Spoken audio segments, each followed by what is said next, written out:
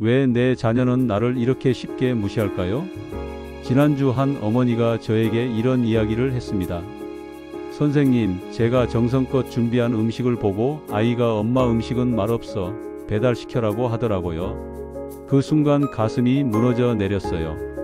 새벽 5시에 일어나 시장에서 직접 고른 재료로 3시간 동안 끓인 국물이었는데 목이 메어오는 어머니의 목소리에 저도 마음이 아팠습니다. 혹시 여러분도 이런 경험 있으신가요? 밤늦게까지 아이를 위해 무언가를 준비했는데 돌아오는 건 차가운 반응뿐이었던 적 말이에요. 아이 옷 한 벌을 사기 위해 몇 달을 저축했는데 이런 거 누가 입어?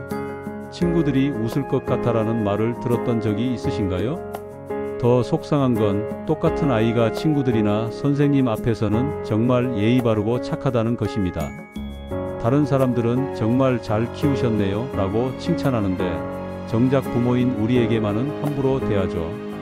오늘 이 영상에서는 자녀가 부모를 무시하는 진짜 이유와 단 한마디로 그 태도를 180도 바꿀 수 있는 심리학적 대화법을 완전히 공개합니다.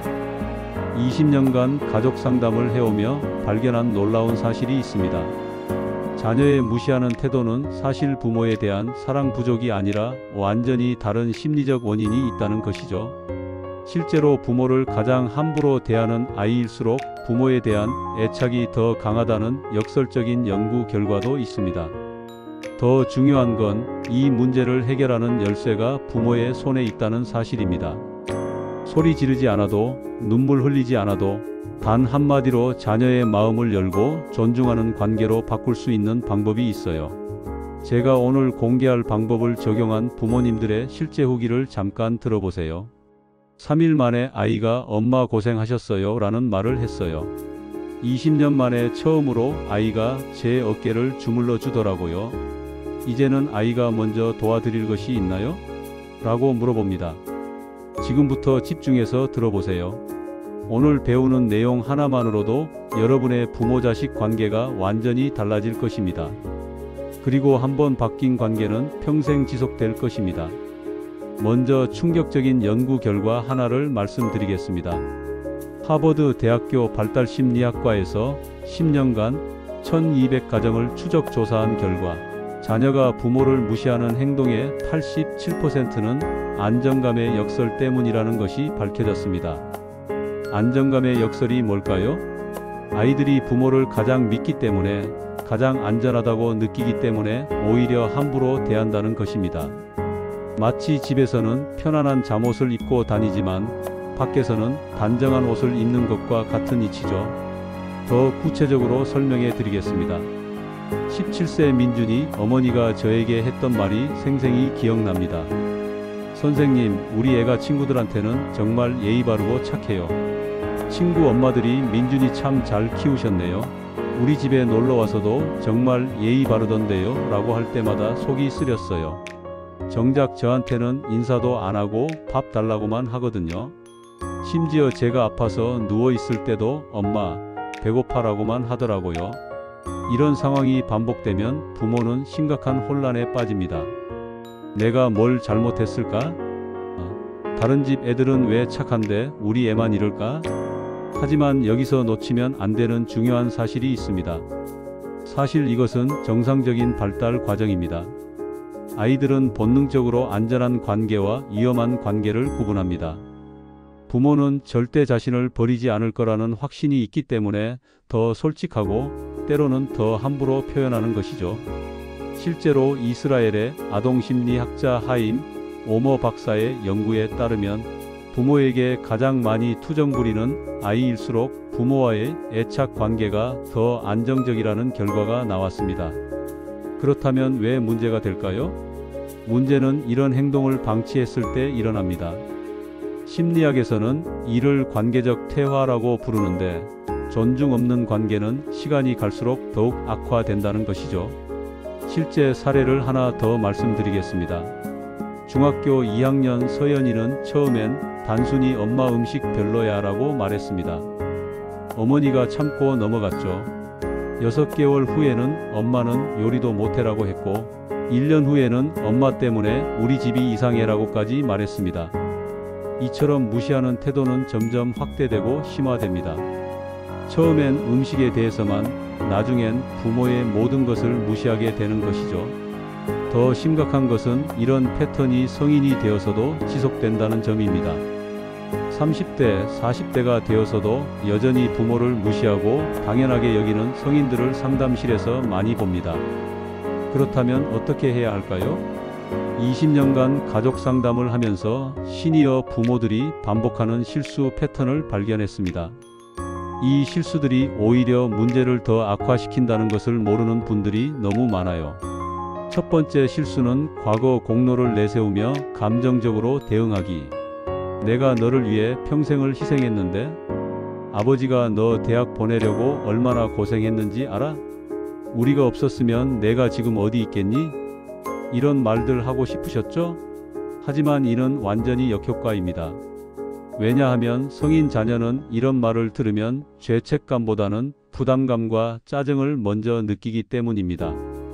뇌과학적으로 설명하면 성인이 된 자녀에게 과거의 은혜를 강조하면 감정적 조작으로 인식될 수 있습니다. 그래서 성인 자녀들은 또 그 얘기세요. 과거 일을 왜 자꾸 들춰내세요? 그럼 그때 안 해주셨으면 됐잖아요 라는 더 상처되는 말로 반박하게 되는 것이죠. 두 번째 실수는 나이 들어서 라며 스스로를 낮추기. 나이 들어서 잘 모르지만 요즘 세상은 어르신이 모르니까 내가 늙어서 그런가 봐요. 이런 표현으로 스스로를 낮추는 것도 큰 문제입니다. 성인 자녀들은 부모의 이런 태도를 겸손함이 아니라 정말로 모르는 것으로 받아들입니다. 어머니가 직접 모른다고 하시니까 내 말이 맞구나라고 학습하게 되는 것이죠. 세 번째 실수는 물질적 지원으로 관심 끌려하기. 용돈 더 드릴까? 뭐 필요한 거 없어? 손주들 학원비 보태줄게. 이런 식으로 물질로만 관계를 유지하려 하면 성인 자녀는 부모를 ATM 정도로 생각하게 됩니다. 정작 중요한 것은 인격적 존중인데 그 부분은 놓치게 되죠. 네 번째 실수는 다른 가족과 비교하기. 옆집 며느리는 시어머니한테 얼마나 잘하던데, 친구 아들은 부모님께 효도한다더라. 비교는 성인 자녀의 자존심을 건드릴 뿐만 아니라 부모에 대한 반감을 더욱 키웁니다. 우리 부모는 다른 집과 비교만 하네라는 생각을 갖게 되죠. 다섯 번째 실수는 무작정 참고 견디기. 자식이니까 그럴 수도 있지. 나중에 나이 들면 알게 될 거야. 그래도 내 자식인데. 이런 식으로 계속 참기만 하는 것은 문제를 더 악화시킵니다. 성인 자녀는 부모님이 화내지 않으니까 계속해도 되겠다고 생각하게 됩니다. 실제로 한 연구에 따르면 시니어 부모가 성인 자녀의 무례한 행동에 대해 아무 반응을 보이지 않을 때 그 행동의 강도가 2배 이상 증가한다는 결과가 나왔습니다. 이런 실수들을 계속 반복하면 부모-자식 관계는 점점 더 악화됩니다. 시니어 부모는 점점 더 위축되고 성인 자녀는 점점 더 무례해지는 악순환이 생기죠. 그렇다면 정답은 무엇일까요?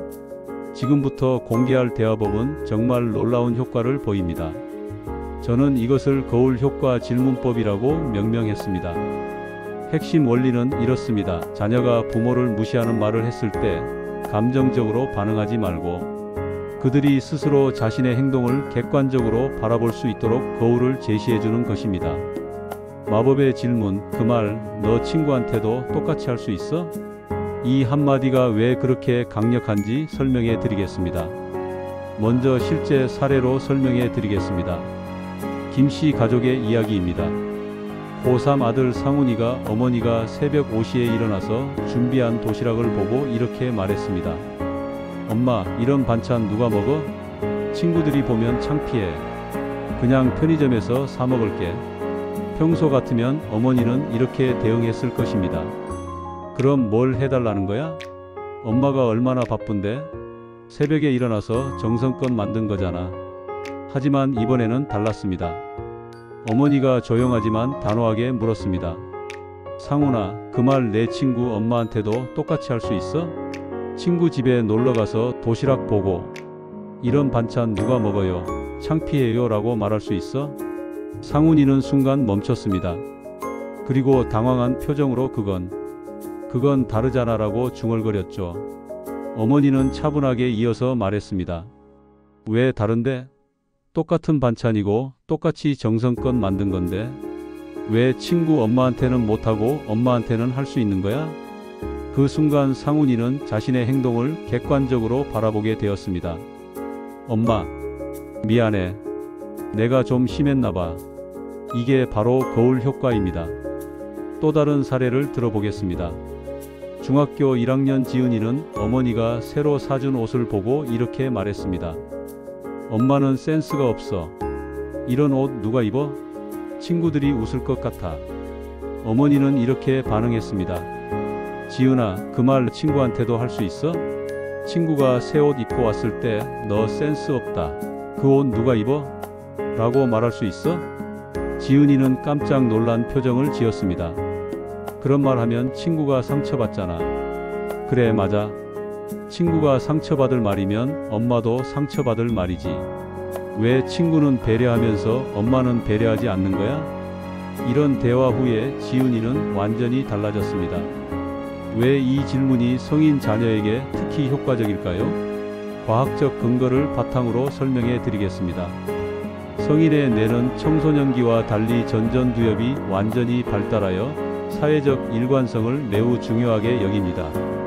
특히 직장 생활을 하는 성인들은 사회적 평판을 의식하기 때문에 다른 사람 앞에서 할 수 없는 행동을 부모 앞에서 했다는 것을 깨달으면 강한 인지적 불편함을 느끼게 됩니다.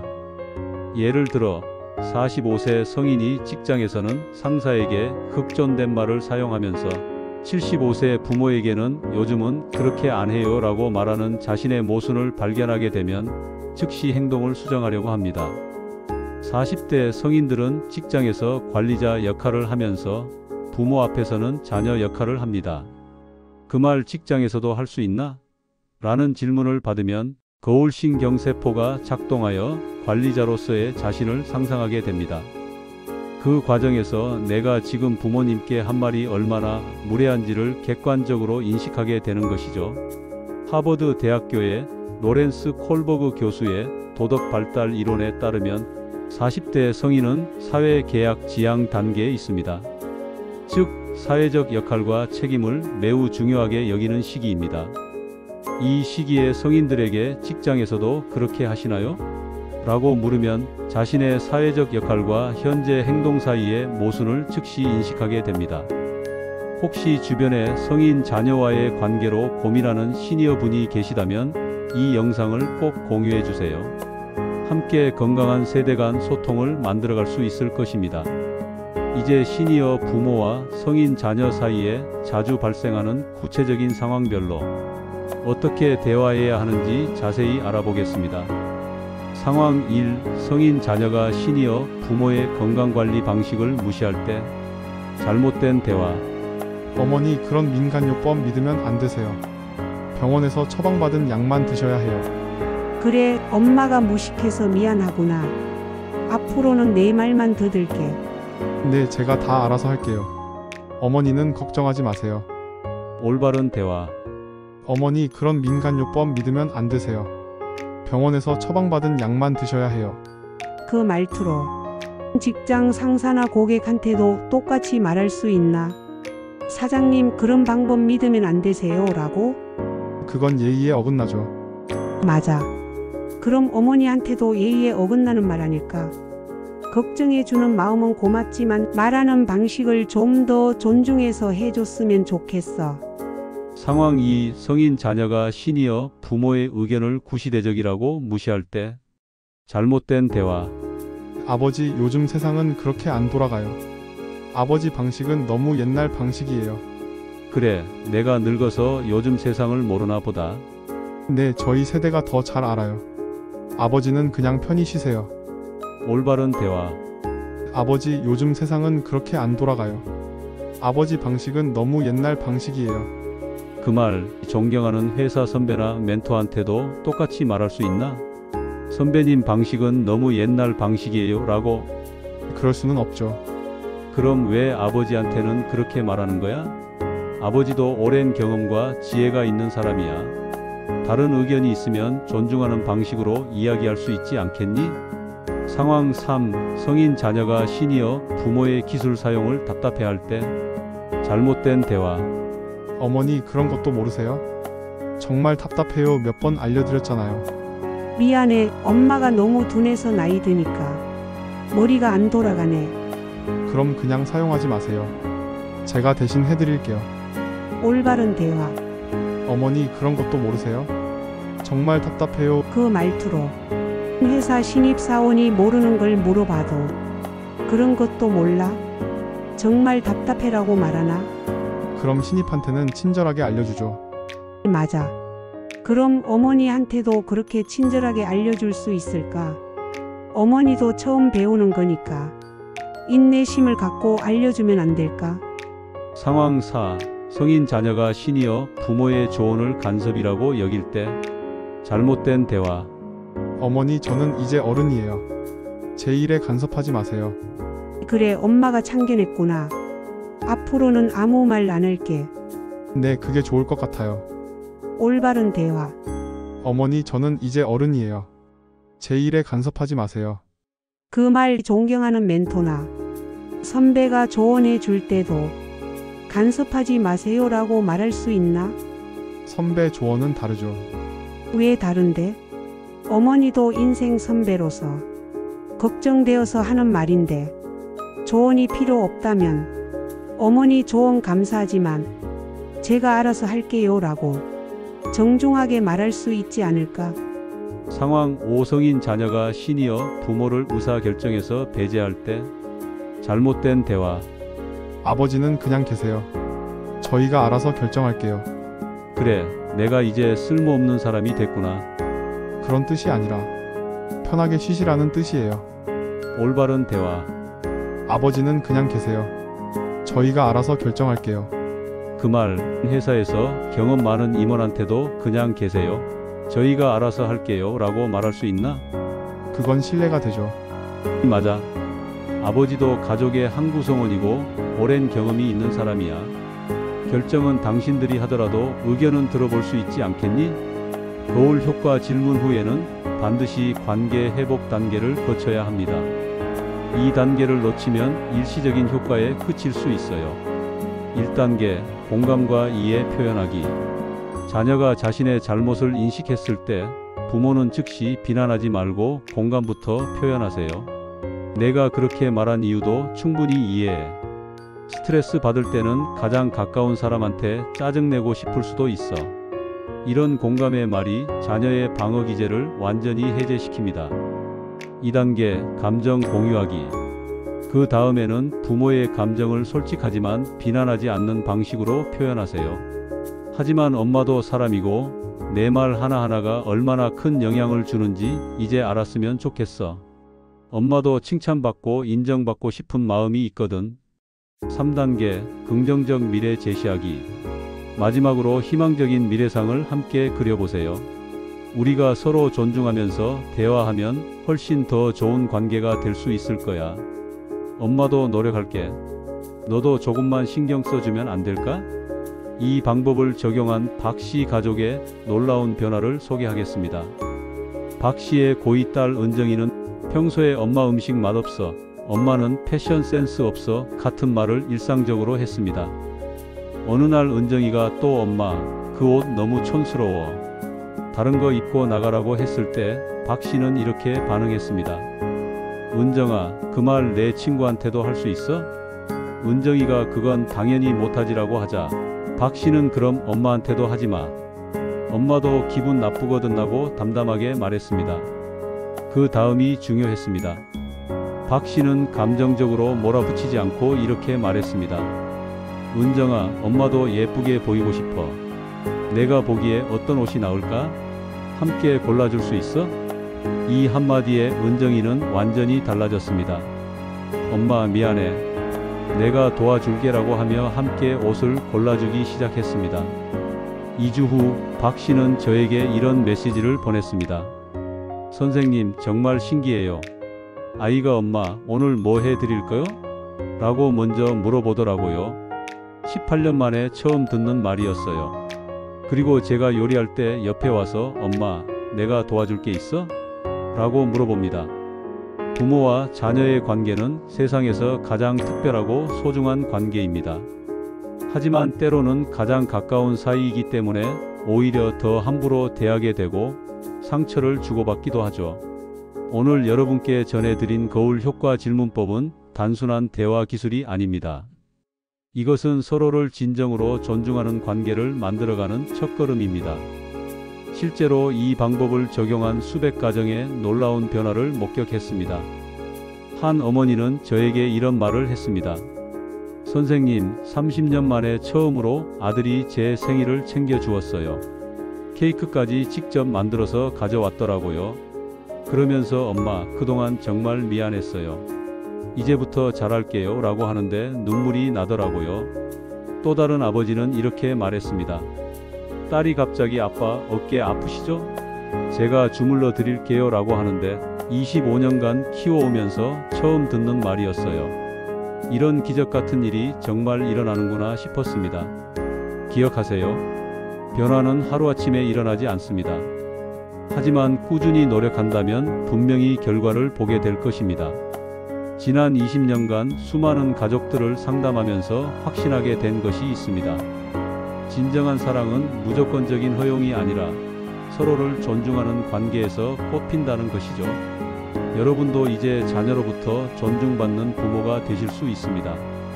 소리 지르지 않아도, 눈물 흘리지 않아도 단 한마디로 관계를 바꿀 수 있는 힘이 여러분께 있습니다. 오늘 당장 시작해 보세요. 그 말 친구한테도 똑같이 할 수 있어? 이 한마디가 여러분 가정에 작은 기적을 가져다 줄 것입니다. 그리고 이런 변화는 단순히 부모-자식 관계에만 그치지 않습니다. 자녀가 배운 존중의 태도는 친구관계, 연인관계, 나중에 결혼 생활에도 긍정적인 영향을 미칩니다. 즉, 여러분이 오늘 시작하는 작은 변화가 자녀의 평생 인간관계를 바꾸는 것입니다. 마지막으로 여러분의 소중한 경험이나 궁금한 점이 있다면 댓글로 남겨주세요. 제가 직접 하나하나 답변 드리겠습니다.